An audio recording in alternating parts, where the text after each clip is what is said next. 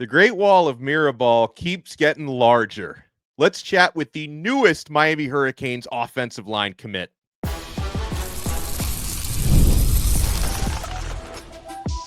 You are Locked On Canes, your daily podcast on the Miami Hurricanes, part of the Locked On Podcast Network, your team every day.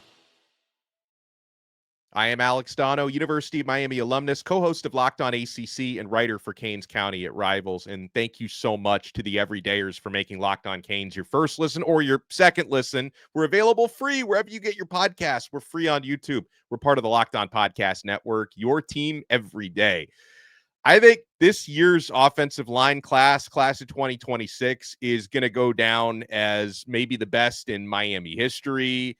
And, maybe the ultimate for Coach Cristobal, who obviously has put together big O-line classes before at Oregon. Class of 2023 at Miami was massive. I think this one is going to be even better. And the newest player to join that verbal commit list, he joins us now. And I'm talking, Reese Woodrow, how old are you, man? Because you look like you're like a 2-year NFL veteran. Are you 16, 17? I'm 17. I turned 18 at the end of this summer. Good for you, man. I mean, physically, you're already there. And I've got you listed. Tell me if I'm in the wheelhouse. About 6'3.5", 311. Is that about right? Just about. I've lost a little weight recently. I'm trying to cut down because I'm playing both ways this year. For my senior year, I'll be playing nose and guard. But I've cut down to about 295 to 300. Nice. There you go, man. Well, and obviously it was a few days ago you offered your verbal commit to the U. I think it was Saturday night. So what's it felt like these past few days waking up as a Cane?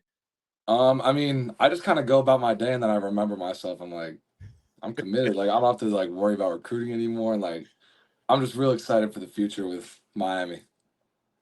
We're talking with Rhys Woodrow, who offensive lineman and apparently a defensive lineman as well. He's going to be playing both ways this year. Going to play offensive line at Miami. He's from Boone High School in Orlando, Florida. Really excited to add him to this star-studded Miami Hurricanes recruiting class of 2026. And, you mentioned kind of the relief to be done with that recruiting process. What made you ultimately decide that Miami was your spot? Well, I had it was a FaceTime meeting with Coach Mirabal. It was me and my parents. That was on Friday. And I was talking to him. He was talking to me and my parents. We were just kind of talking about the future and what we have coming up and where they stand on seeing me. I finished the call and I just kind of talked to my parents for 2 minutes and I was like, I'm committing. I'm ready. It's time. I don't want to wait any longer. I'm gonna do it now. So then I called them straight back and did it right then. Dude, that is so cool. Who else? Did anyone else come close? Who were the other, in your eyes, the other finalists, other schools you considered? My other top schools were FSU and Stanford. I had OVs that were booked with them that I don't plan on doing any other OVs other than Miami. Well, just the fact that you were in the mix with Stanford tells me you've probably got a pretty high GPA there at Boone High School. Are you 4.0 plus? How's that going for you? My weighted is, I think, 4.2. Nice. Hey, that was better than mine coming out of high school. So I give you credit for that. And something that, I kept hearing, Reese, around the time of your commitment was that, the staff knew you for a while. So this wasn't like you were someone who just popped on the radar, but I did hear that they were really impressed with the spring that you just had and the in-person scouting. So, I mean, did you have Mirabal around some of your recent spring practices and spring games? Did you feel like you really rocked it in some of those settings? Yeah, Coach Mirabal came to one of my practices this past spring. He came and watched. It was one of our first full padded practice. And he said he was very impressed with how I performed and that I did a great job. So, yeah. Is a big part of the appeal of Miami the fact that, of course, not only do you get to be coached by Alex Mirabal, who's got a great reputation, but you also have Coach Cristobal there. I mean, Miami is probably the most offensive line-centric program in the country. That was a huge thing when I went and saw their spring practice. And I saw that when they're doing indie drills, like O-line was run by Coach Mirabal and Coach Cristobal, and I think having a head coach that's that heavy on the offensive line is going to be a huge thing it's only going to help me in the future. And, during the time, I guess, when you were still making up your mind, about a week or two before your commitment, you saw Jackson Cantwell decided to commit to Miami. Was that like, you saw that where you're like, whoa, okay, I want to play with this dude? I mean, yeah, I'm really excited to play with him. I'm excited to play with all the commits, like Ben Cogden, Joel Irvin, JJ Sparks. I'm excited to play with all these guys. I've only gotten to like build a relationship with JJ Sparks. He was there when I was there for the spring practice, and I'm excited to meet the other guys and to play with them in the future. And JJ has also been on this show, so that's good mojo that we've had. JJ Sparks has been on, and now Rhys Woodrow is joining us. In terms of, obviously you're going to play offensive line at Miami. Have you given a thought to, is there a specific left or right guard? Will you also maybe take a look at center? Like, how do you see yourself at the next level?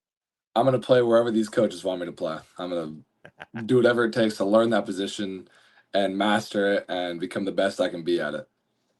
I love it. Something, Reese, that I really appreciate, covering Miami is when it comes to covering recruiting from a Miami point of view, I never or rarely ever hear a story from a recruit that it's like, oh, yeah, they just didn't show me a whole lot of love, or they didn't contact me a whole lot. Like it seems like the opposite. It seems like Cristobal and his staff are extremely diligent in keeping in constant contact. Was that your experience? Like, how often did you hear from Miami's coaches?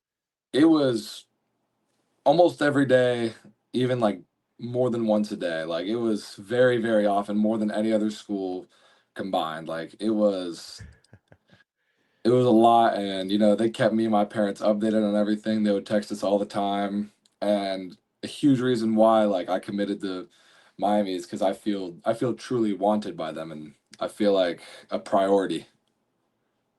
Yeah, and you get to stay relatively close to home, like especially compared to like Stanford. I mean, Florida State would not have been very far, but it's going to be relatively easy for your family to come down and watch you play. I'm guessing that was also something that made Miami enticing. That was another great thing that it's just one bright line trip away. Yeah. Just gotta hop on the train and you're right there. That I've been on is that gonna be train many easy for times. Yeah. it'll be easy for my family to come see me play and friends. So yeah. Oh, I love that. So you mentioned you've built a relationship with JJ Sparks a little bit. Is there anybody else even outside of the offensive line who's reached out to you? Maybe even any and anyone else kind of involved in the Miami program you've heard from? Not quite really. I mean, I've been talking with the commits with the O line, but Yeah. really not a lot of people outside of the offensive line that I've gotten to know. But I'm excited to get to know everybody as soon as I can. Now, for a guy with a 4.2 GPA, do you have an idea what you want to study at Miami? I'm not sure yet, but I will be figuring that out pretty soon. I love that. Well, in the times you've been down in South Florida, what's your take on the campus and the facilities and everything you've gotten to see? It's all amazing. The campus is gorgeous. We've gotten the whole golf cart tour of everything. The facilities are perfect to what I need, and I think they're great. And I can't wait to be walking that campus and using those facilities soon. Now, something we talked about on the show after you committed is, you've been a multiple sport athlete at a pretty high level. Playing first base in baseball as well. Is there like how do you feel like some of the skills and things you can take from baseball and other sports you played? Is there any translation to football for you? Um, well, I've played first base like all my life, and it has made me good with my feet, which is obviously very helpful at offensive line. And like good like hand-eye coordination so you can hit where your hands want to go on a D end, or a D lineman in general. It's definitely been helpful to have those skills. Now, you probably have some power with that frame of yours. Were you a power hitter? How many home runs did you jack out there? Didn't get any out of there, but I came Oh no. close. Yeah, no, I kind of was doing a lot of football, like training and stuff, and then baseball season came around. I was like, didn't do a lot of baseball workouts, so it took me a while to get my swing right, but definitely got a few close, hit a handful of doubles. But yeah, I'll take that. Doubles are nice as well. In yeah. terms of kind of settling in on offensive line, being like your best position, the one that you're getting recruited to play. At what point did you figure that out? Have you been an O lineman for most of your life, or was that something you settled into a little later? Well, I didn't play college football until or tackle football until eighth grade. So I was already one of the biggest people out there, and they just put me at guard, and I had no like technique or anything. But then that next year, I started on varsity at Boone for I think I missed 2 games. The first 2 games I played one JV game, and then our coach was like, "Yeah, no, you're on varsity," and I've started ever since.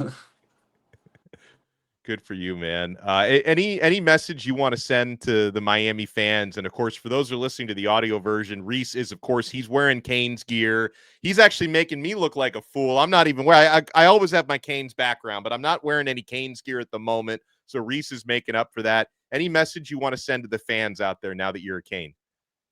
I couldn't be more happy with the decision I made, and I can't wait to be playing down there soon. It's gonna be a lot of fun. Oh, and last Yeah. thing, are you planning on enrolling early next January? Yes, I'll be graduating after my first semester of senior year, and I'll be on campus after that. I mean, with that GPA of yours, you're already on just electives now. You probably passed all the most difficult classes at this For point. the most part, yes, I have. Yes, I have.